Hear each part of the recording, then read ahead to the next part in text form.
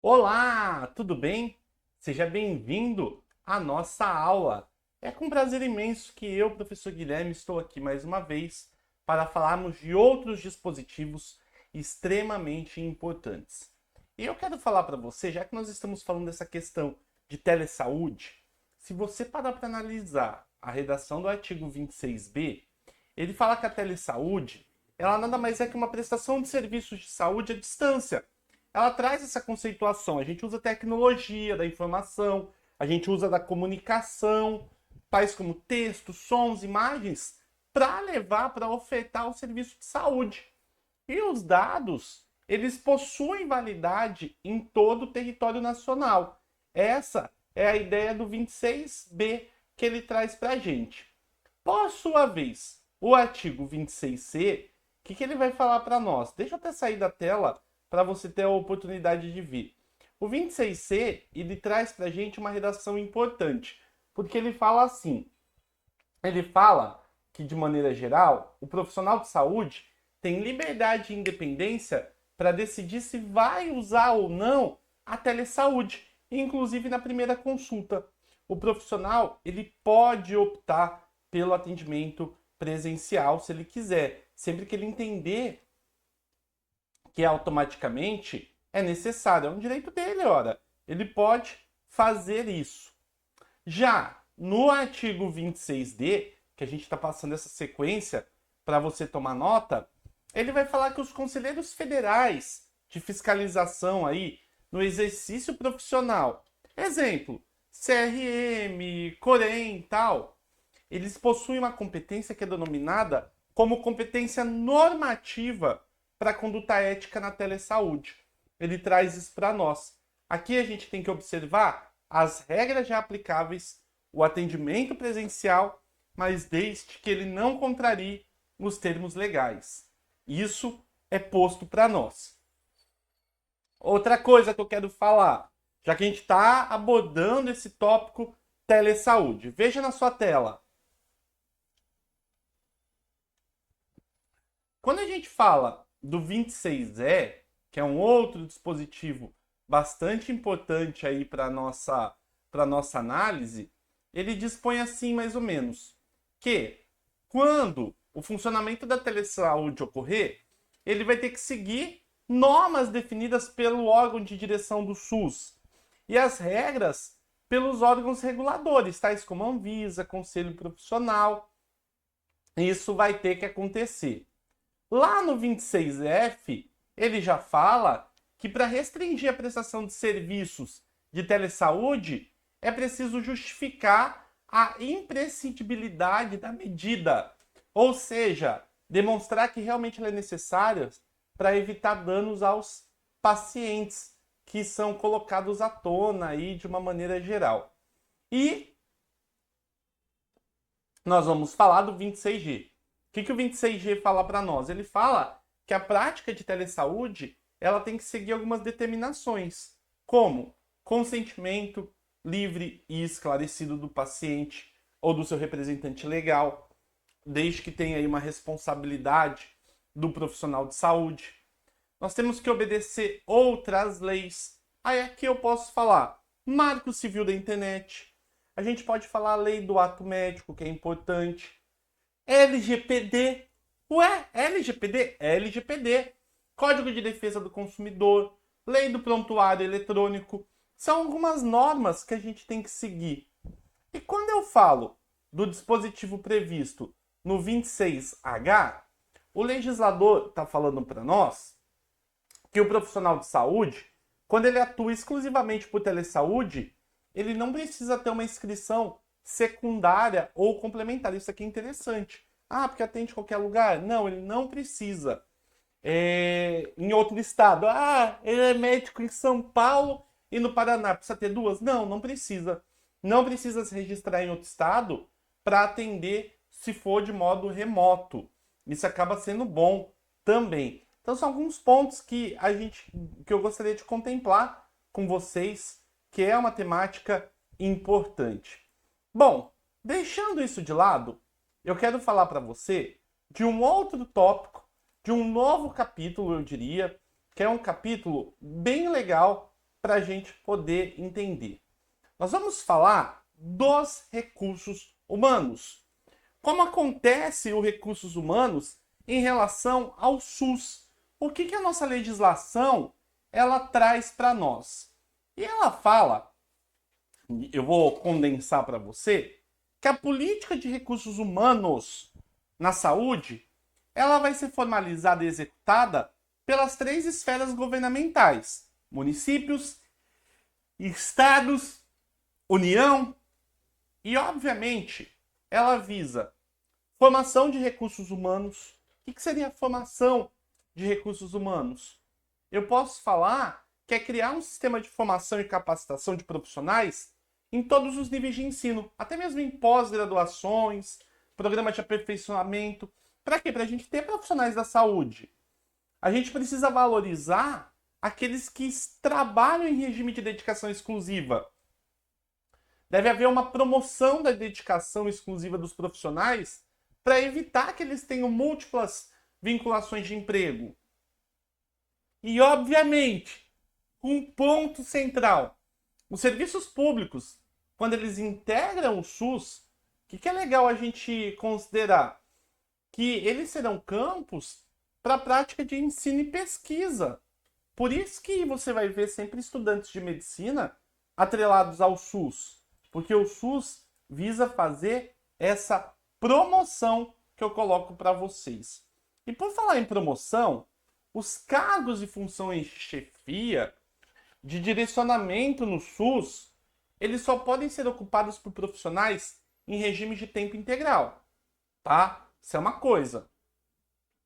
Servidores que possuem o direito de acumular 2 cargos públicos, eles vão poder exercer as suas funções em mais de um estabelecimento do SUS. E, obviamente, essa regra ela vai se aplicar também para servidores em regime de tempo integral, exceto aí para chefia, direção, assessoramento. São coisas que a gente pode falar. E ainda no tocante ao RH, a lei ela fala para nós que quando houver especializações em serviços sob supervisão, é importante nós trazermos à tona, ao longo da nossa visão, que eles vão ser regulamentados por uma comissão nacional e fazendo com que as entidades profissionais elas acabem aí participando também. Então, quando a gente fala de recursos humanos, o que eu posso condensar? O que é importante a gente gravar para efeito de prova? Políticas de recursos humanos do SUS foca na formação, capacitação e valorização e dedicação exclusiva. Ponto. Chefias, diretorias, assessoramentos do SUS só podem exercer cargos em regime de tempo integral sem acumulação de outras chefias. E o SUS ele pode ser utilizado como um espaço de pesquisa para fomentar novos profissionais. Também a gente pode colocar isso de uma maneira geral para os senhores. Beleza, pessoal? Então fica aí essa observação que é bem interessante para nós analisarmos. Um outro tópico que eu também diria para vocês que é muito importante e que a gente não pode ignorar na hora dos nossos estudos é justamente o tópico que está relacionado ao capítulo que vai falar do financiamento e dos recursos públicos. Olha que interessante. E o artigo 31 da nossa lei, logo de cara, ele aponta para nós que o orçamento da Seguridade Social ele vai destinar aos recursos do SUS conforme houver uma receita estimada para esse fim. Isso vai ser baseado numa proposta que vai ser elaborada pela Direção Nacional do SUS. Essa Direção Nacional do SUS que vai fazer isso. E aí a gente vai ter a participação da Previdência Social, da Assistência Social vai participar também, mas sempre respeitando metas e prioridades da LDO. O que é a LDO? Lei de Diretrizes Orçamentárias do Poder Executivo. O Poder Executivo tem que ter esse planejamento. Aí vale destacar que o financiamento do SUS, ele vai observar, olha na sua tela, serviços que possam ser prestados sem prejuízos da assistência à saúde. ajuda, contribuições, doações e donativos, alienações patrimoniais, rendimentos de capital, taxas, multas, emolumentos e preços públicos arrecadados no SUS e rendas eventuais, inclusive comerciais e industriais, que eu coloco para vocês.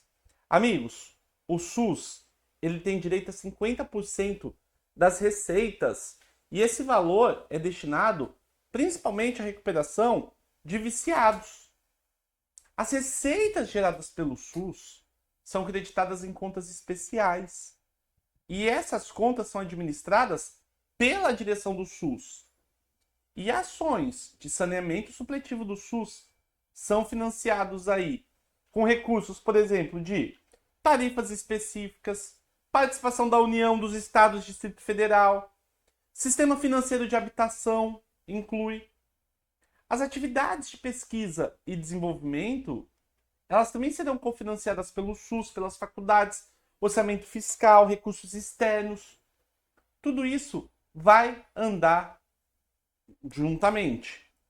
Agora, sabe o que é legal? É importante a gente falar também, meus amigos, sobre um ponto que a gente pode falar de uma forma mais tranquila.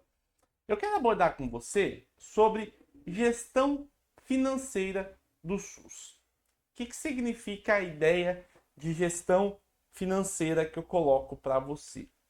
Quando a gente fala de gestão financeira, os recursos financeiros do SUS, eles vão ser sempre depositados em contas especiais, em cada esfera de atuação.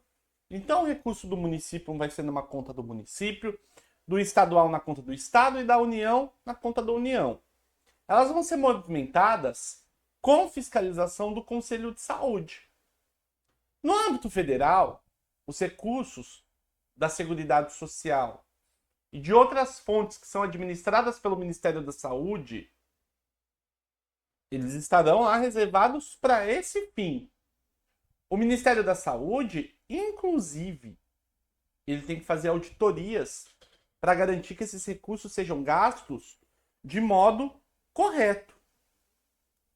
Agora, quando a gente fala do recurso do SUS relacionado ao Fundo Nacional de Saúde, eles precisam ser transferidos automaticamente para projetos de atividades previstos no orçamento da Seguridade Social.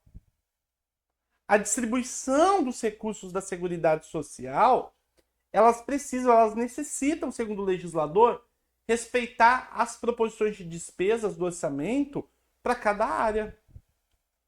E aí o artigo 35, ele já vai falar para nós que os valores que são transferidos para os estados, para o Distrito Federal, para os municípios, vão ser definidos com base em critérios técnicos de análise de programas e de projetos. Como, por exemplo, perfil demográfico, ou seja, população da região, se tem doenças e condições de saúde da população, quantidade e qualidade de estrutura da saúde local, avaliação do desempenho no uso dos recursos, o quanto o Estado ou município investe na saúde e o reembolso aí por atividades realizadas por outras pessoas de outras regiões. Galera, de qualquer forma, o que é importante, a gente considerar ao longo desse nosso estudo? A gente precisa considerar que os recursos financeiros do SUS, eles são administrados pelo Fundo Nacional de Saúde. Nesse caso, o Fundo Nacional de Saúde administra e ele vai ser fiscalizado pelo Conselho de Saúde, que é um órgão de controle interno e controle externo.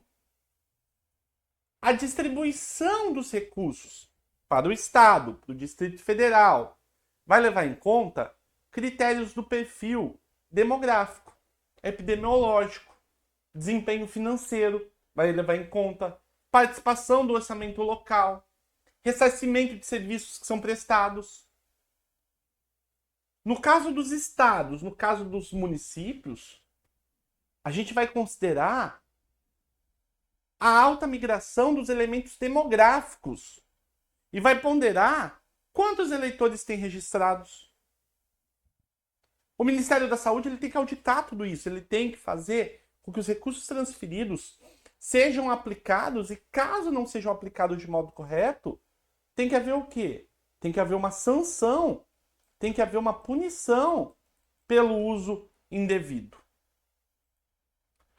Feitas essas considerações, a última parte da nossa lei, ela vai falar do planejamento e orçamento. O que significa para nós quando ela vai falar do planejamento e orçamento? E junto com essa parte do planejamento e orçamento, né, ela vai falar das disposições gerais, disposições transitórias. E eu quero fazer uma síntese para vocês dessa parte, até porque a gente está finalizando esse nosso estudo artigo por artigo da legislação do SUS, que é uma lei muito importante para você estudar para efeitos da sua prova. Então, o que eu quero colocar para vocês, o que a gente pode observar dentro desse contexto? Essa lei, que é uma lei extremamente importante, ela vai falar que o planejamento do SUS ele é ascendente, ou seja, do município, estado, para o ente federal. Então, sempre do local para o federal. Se ele é um planejamento ascendente, a gente sempre vai ter a participação dos órgãos deliberativos. Também é importante nós analisarmos que os planos de saúde locais, eles guiam as ações de cada esfera e os recursos só vão poder ser transferidos para as ações previstas nesses planos, a não ser numa situação de emergência ou de calamidade. Quando nós falarmos de hospitais universitários e de ensino, eles vão fazer parte do nosso Sistema Único de Saúde. Mas temos que ressaltar que eles possuem uma autonomia administrativa. O crime de emprego irregular de verbas públicas está previsto no Código Penal Brasileiro, artigo 315 do Código Penal. E vai ser aplicado se houver uso indevido dos recursos do SUS.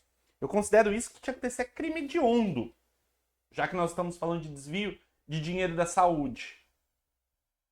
Outra coisa, as atividades de apoio à saúde, laboratório, produção, medicamentos, análises clínicas, diagnósticos, elas podem contar com a participação de empresas em capitais estrangeiros. O SUS, para a gente fechar a ideia, ele precisa criar um sistema nacional de informações de saúde. Isso serve para garantir o controle, acompanhamento e estatística sanitária e epidemiológica. Agora, para a gente fechar essa nossa aula sobre o SUS, preste atenção sobre os crimes de emprego irregular de verbas públicas. Isso para mim seria a minha aposta. E o princípio do planejamento ascendente. Outro ponto que eu queria falar desse fechamento é a integração dos hospitais universitários do SUS, porque são temas frequentemente cobrados aí nas nossas provas e que a gente não pode dar vacilo. Meu amigo, espero que você tenha gostado desse nosso cursinho aí de SUS automaticamente.